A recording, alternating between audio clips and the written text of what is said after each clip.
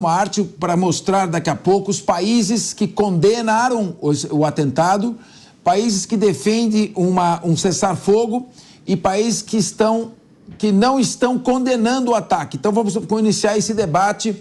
Vamos lá então. Países que condenaram o ataque do Hamas: Estados Unidos, Canadá, toda a União Europeia, Japão, Argentina, Austrália, Índia, Coreia do Sul e Ucrânia. Brasil não? Confirma a produção? Confirma? Não, Brasil não está aí. Então, Estados Unidos, Canadá, União Europeia, Japão, Argentina, Austrália, Índia, Coreia do Sul e Ucrânia. Capês, eu acho que a questão é a seguinte: o Brasil ele não condenou nominalmente o Hamas, mas ele condenou os ataques, sim. Então, o Brasil, ele condenou o ataque, o Brasil condenou os ataques. Ele não fez uma condenação do grupo Hamas. Exatamente. Então, em primeiro lugar, vou só ler o que está aqui, vamos abrir o debate, a Dani vai falar, em seguida o Renato também. Então, Estados Unidos, Canadá, União Europeia, Japão, Argentina, Austrália, Índia, Coreia do Sul e Ucrânia condenam o Hamas. Defendem uma desescalada do conflito. Rússia, China, Arábia Saudita, México, Brasil, Chile, Egito, Catar, Turquia e Emirados Árabes Unidos. E apoiam o Hamas.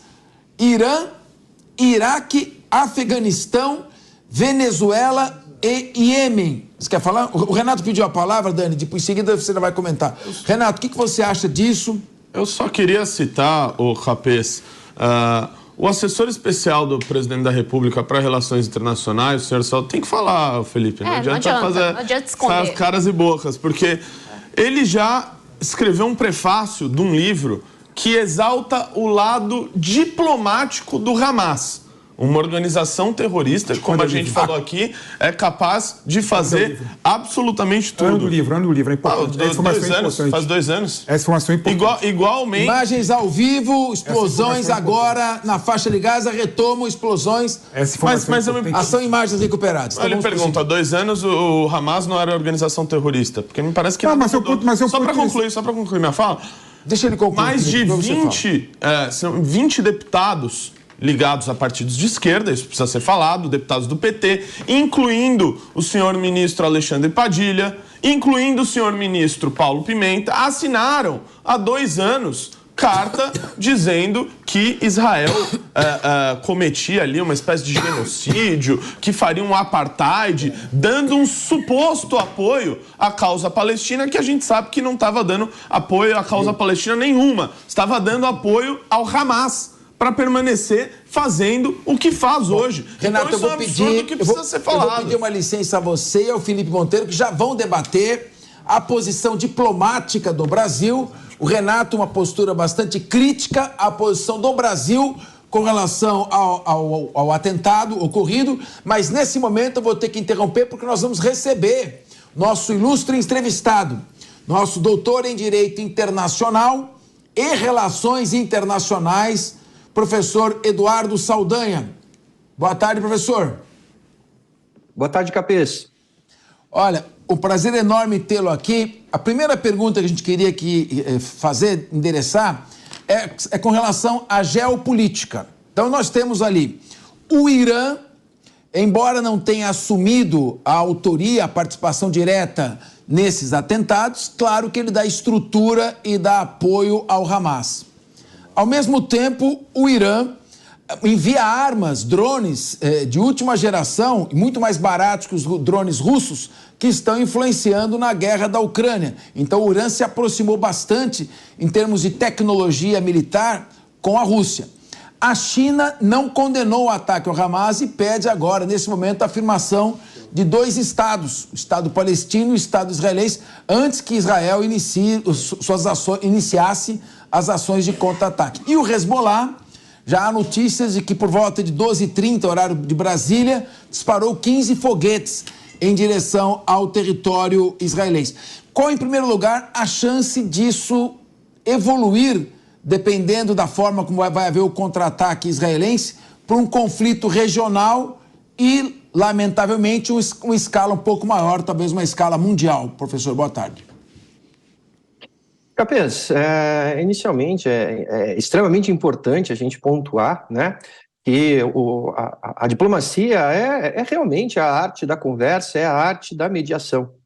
Mas em momentos de crise, não se deve aceitar de um corpo diplomático, de representantes de um país, que fiquem em cima do muro. Obviamente, não há ser humano em sã consciência que não queira a desescalada dos conflitos. Isso é absolutamente óbvio. Esse não é o momento para se ficar em cima do muro. Esse é o momento para condenar o Hamas. Ou esse é o momento para apoiar o Hamas. Esse é o momento de tirar as máscaras. Obviamente, eu não podia esperar nada menos de Irã, eu não podia esperar nada menos de Afeganistão, Iraque, obviamente Venezuela, né, presidida por um ditador. Não podia esperar nada menos do que o Iêmen, um Estado que utiliza o terrorismo como instrumento de persuasão. Desses países eu não podia esperar nada menos que não o apoio ao Hamas. Estes países são realmente muito importantes. Mas o que pode ser o fiel da balança neste momento é o apoio do Irã. O Irã é uma potência nuclear. E este apoio do Irã gera base política e segurança e guarida a estes terroristas do Hamas. Eu entendo Catar e Arábia Saudita se colocarem em cima do muro nesse momento, porque está havendo a negociação de acordos de paz que estão sendo lideradas por estes países. Mas, de qualquer outra forma, principalmente o Brasil, não pode não condenar o terrorismo. Você pode fazer o exercício hermenêutico que você quiser. Nós podemos utilizar toda a retórica do mundo para dizer que o Hamas tem um braço político, o Hamas tem um braço armado. Mas, se tem pelo, bigode e Mia, é gato. Se usa os instrumentos de persuasão que o Hamas está utilizando, e que não é de hoje, não é de ano passado, não são 2 anos atrás, instrumentos insidiosos de persuasão, é sim grupo terrorista. E este grupo terrorista, ao ser apoiado por um Estado que tem a força que o Irã tem, pode sim gerar um ambiente no sistema internacional que não desescala, não desacelera o conflito, mas sim aumenta a possibilidade de um conflito ainda maior. Considerando que Israel não irá recuar. Professor, nós temos agora, está entrando ao vivo, o repórter Bruno Pinheiro, direto aí do avião da FAB em Brasília. O senhor fica conosco, aguarda conosco só a informação nesse momento entrando. Bruno Pinheiro, prioridade está com você com a informação. O que você traz para nós?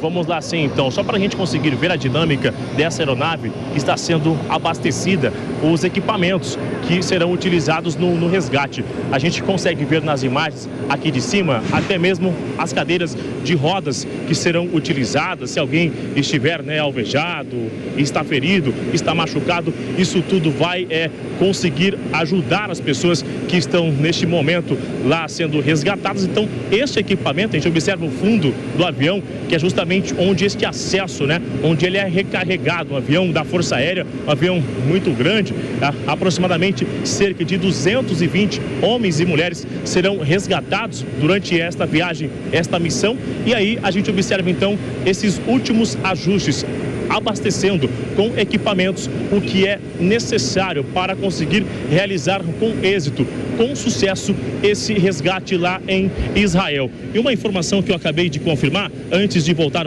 para o estúdio, que esta aeronave que chega hoje aqui na capital federal por volta de 1h40, vai fazer uma escala em Lisboa, a segunda em Cabo Verde, a outra em Guarulhos e a última aqui no Distrito Federal, chegando 1h40 da manhã. Então, essa é uma imagem ao vivo, o avião sendo abastecido com equipamentos, insumos que serão utilizados no resgate em Israel. Fernando Capês. Muito obrigado, Bruno Pinheiro. Nós estamos voltando com a nossa entrevista ao vivo com o doutor em Relações Internacionais, Eduardo Saldanha. Está conosco, senhor Eduardo? Estão conosco? Sim, estamos aqui. Muito bem. Eduardo, a questão é a seguinte, o governo brasileiro, retomando a sua primeira fala, condenou os ataques terroristas, mas não se referiu expressamente ao grupo Hamas.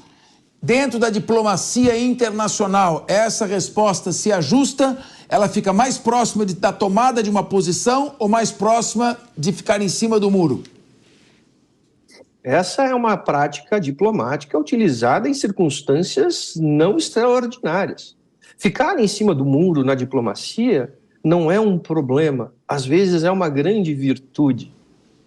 Entretanto, ao você afirmar que condena qualquer tipo de ataque, você está afirmando o óbvio. Este não é um momento de obviedades, Capês. Este é um momento de posição firme. A grande questão é um governo que não quer cair em contradição. Ao não condenar o Hamas, não a pessoalização nesses casos talvez seja importante. Eu não condeno o homicídio, eu condeno o homicida e o homicídio. Eu não posso condenar um ato de maneira genérica, de maneira óbvia, uma atrocidade e não nomear. Este é o momento da tomada de posição. Este não é o momento do discurso diplomático clássico, a não ser em circunstâncias especiais, como é o caso de Catar e Arábia Saudita. Então, neste momento, o que o governo brasileiro quer é não cair em contradição. Não condenar o Hamas. Não condenar o Hamas é mostrar uma estreita relação política. Sim, condene, e na verdade... seja claro. Sim, a mídia internacional, inclusive os jornais por exemplo, da mídia norte-americana, criticaram essa posição do Brasil de não ter feito uma crítica expressa e dirigida ao grupo Hamas, exatamente como você colocou. Então, na sua primeira colocação, o governo deveria ter feito uma crítica mais direta, mais individualizada e criticado a ação do Hamas e não apenas genericamente os ataques terroristas. Fiz uma interpretação autêntica do que você disse? Perfeito, Capês. Resumiu o que eu demorei bastante para falar. Não, mas você tem que fundamentar, eu só tenho que resumir, essa é a diferença. Agora, a segunda questão que eu perguntei, e você disse também, podemos esperar uma escalada internacional ou nesse momento deve ficar restrita a uma retaliação israelense? E quais os riscos, uma vez que o Hamas usa a população civil da Palestina, mulheres e crianças como escudos humanos, qual o risco de um contra-ataque necessário resvalar em grande número de perdas de vidas de inocentes e, com isso, equilibrar a opinião pública, que nesse momento é totalmente favorável a Israel. O governo israelense deve estar tomando algumas providências nesse sentido, pela sua experiência de como o governo lida com essas questões? Capês, a escalada ela já está óbvia, né? A tendência de Israel agora é sim escalar até cumprir com os seus objetivos. E o seu grande objetivo é a aniquilação do Hamas. Isso é um discurso de união do Benjamin Netanyahu dentro do parlamento. Ele não pode voltar atrás. Lembrando que existe uma certa insegurança do governo Netanyahu dentro do parlamento e que o discurso dele é muito direcionado a isso. Então ele conseguiu esta união que ele precisava. É importante ressaltar que havia um número enorme de protestos em Israel. Eles cessaram, se uniram, estão e vão escalar o conflito. A grande questão é se estes países que apoiam o terrorismo, se eles querem se envolver diretamente neste conflito e a forma que eles irão fazer isso. Portanto, A escalada, ela já está clara. A escalada, ela ocorrerá até que Israel alcance o seu objetivo. Demore o tempo que for necessário. O Felipe Monteiro vai fazer uma pergunta, mas eu me recordo, o general falecido Ariel Sharon, no início desse milênio, estava em Washington quando o Hamas realizou um atentado terrorista. E ele disse, eles vão deixar de existir. Você reconhece que não é tão simples assim na medida em que eles estão misturados, fluidos dentro da sociedade palestina, não se sabe exatamente ao certo quem são, e o número de mortos pode fazer mártires que irão reavivar o movimento, ou seja, Israel tem que fazer a eliminação do Hamas, é um fato necessário até para que se tentar dar uma chance ao processo de paz, mas é um processo extremamente difícil a consecução desse objetivo. Você concorda com isso? Capeza, a sua pergunta é perfeita, né? Exterminar o Hamas não será possível. O Hamas, ele é uma organização criminosa, é uma organização terrorista. Ela está pulverizada. Por isso, é impossível. Eu já tenho membros do Hamas com guarida no Irã, no Líbano. Estes jamais deixarão de existir. O objetivo de Israel é exterminar o Hamas como organização política dentro da Palestina. Que ele deixe de ter representatividade dentro da Palestina. Portanto, que este grupo, que hoje é e deve ser considerado um grupo terrorista, deixe de existir legitimamente dentro da Palestina. Felipe Monteiro quer fazer uma pergunta, nosso querido Felipe Monteiro, professor em Harvard, que acompanha bastante essa situação. Felipe Monteiro, a sua pergunta ao doutor Eduardo Saldanha. Eduardo, tudo bem? Eduardo, a minha pergunta vai no seguinte sentido, né? Claro que Hamas é um grupo terrorista, todo mundo sabe que é um grupo terrorista, na exceção daqueles países que concordaram com o ataque covarde feito a Israel, né? Alguns países árabes e a Venezuela, que é uma ditadura. A minha pergunta é no seguinte sentido, o Brasil ele está exercendo a presidência do Conselho de Segurança da ONU, ou seja, o fórum de discussão e de negociação de uma guerra acaba nesse centro de decisão, centro de negociação, que hoje em dia está muito mais o centro de discordância, né? Faz tempo que o Conselho de Segurança da ONU não chega a um veredito unânime em relação a um assunto. Foi assim em relação à guerra da Ucrânia, foi assim em relação à guerra do Iraque também. Alguma coisa, Capeza? Não, pode prosseguir. Então a pergunta é essa, você não vê, por exemplo, pode ser uma postura da diplomacia brasileira para ter legitimidade de negociar com um grupo terrorista, né? E o segundo ponto que eu queria conversar é o seguinte, né? É difícil você combater o terrorismo porque o terrorismo não tem régua. Terrorismo mata criança, mata idoso, mata mulheres, né? Sequestram pessoas, não respeita civil, né? Matam civis, né? E aí Israel não pode reduzir a régua, né? Porque é um Estado democrático, é um Estado que é regulado pelas regras de tratados internacionais, não é? Você não vê, por exemplo, que Israel tem que tomar cuidado com os excessos e com a proporcionalidade da ação, de modo a não perder apoio internacional? Felipe, se você me permite, eu posso começar minha resposta pela tua segunda pergunta. Que é a seguinte, obviamente, nós estamos numa situação absolutamente de caráter assimétrico, onde eu tenho um grupo terrorista que não tem regras de atuação, ele não tem limites, ele não tem diretrizes de atuação. Enquanto que nós temos um país, que é Israel, que está vinculado diretamente por regras internacionais. Ou seja, há regras do jogo a serem respeitadas. E este Estado pode ser responsabilizado internacionalmente por violar estas regras internacionais. Como Estado, como membro da Organização das Nações Unidas. Portanto, é uma disputa assimétrica. Ontem eu falei com o Piperno e conversei com ele e disse o seguinte, como um jogo de futebol, onde um time precisa respeitar as regras do jogo, não pode fazer falta dentro da área, não pode pegar a bola com a mão, e ao outro time é permitido tudo. Ou seja, é uma relação assimétrica.